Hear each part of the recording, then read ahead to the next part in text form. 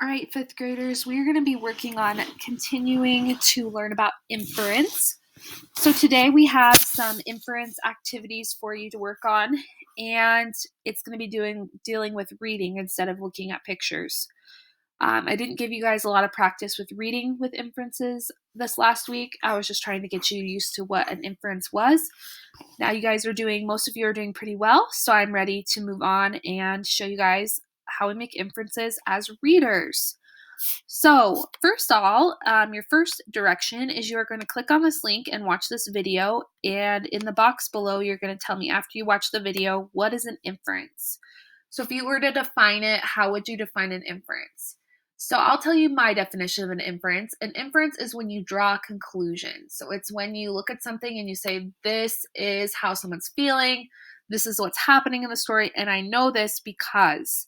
So the key word there is I know this because. And we typically know things because the author gives us little clues in the story to let us know what's going on. So in reading, sometimes the author doesn't spell it out for you. They want you to try and figure out what's going on in the story without them directly telling you. So that is when we use our inferencing skills. And we use what we already know and plus the little clues that they find in the text to give us some evidence for our inference.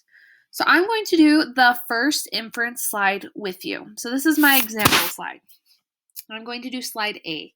So to start, you always want to read the passage. Read it once, read it twice, read it as many times as you need to for it to make sense for you. It says, Brody was relieved that he had remembered to brush his teeth this morning. He was fairly certain that the man in the white coat would ask him.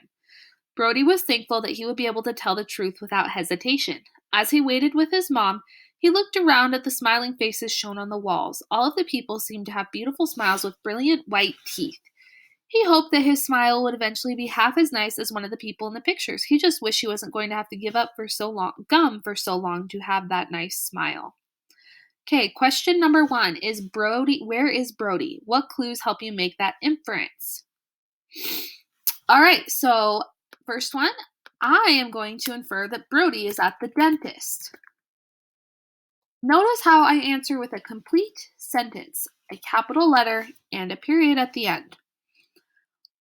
I know this because the text says something about a man in a white coat.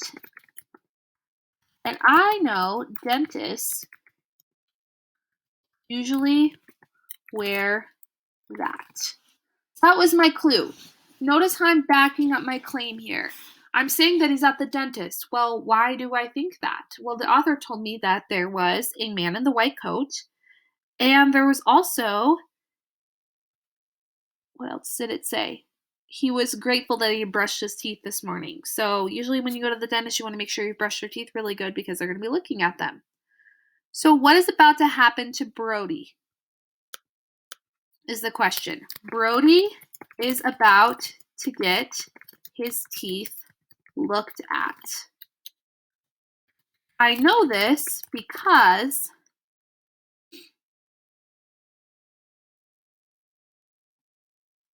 he said he was relieved he had brushed his teeth. And I think he's in a dentist office.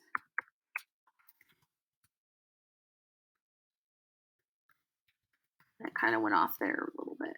Okay, so that is my inference. Now, another thing fifth graders to know is how did I know he was in a dentist office? Well, if you've ever been to the dentist, you know that they have lots of pictures of teeth and everything everywhere with beautiful smiles because they're trying to promote you to have a beautiful smile. And he also said something about not giving up gum because usually when you talk to the dentist, they tell you about things you shouldn't be eating to make your teeth not so healthy. And that's my knowledge as well. So that is how you would make an inference. You use the clues. Make sure as you're making these inferences on each of the following 3 slides that you are telling me where in the story you got your clue from. So in this one, Omar's teacher took his blank. I know this because the story says what, okay? Omar feels blank because. How do you know he feels how he feels? What tells you that in the story? I've given you sentence stems. Please use them. Please do not answer without having a capital letter and a period at the end. All right, good luck. I hope this goes well for you, and I'm interested to see your inferences that you're going to make.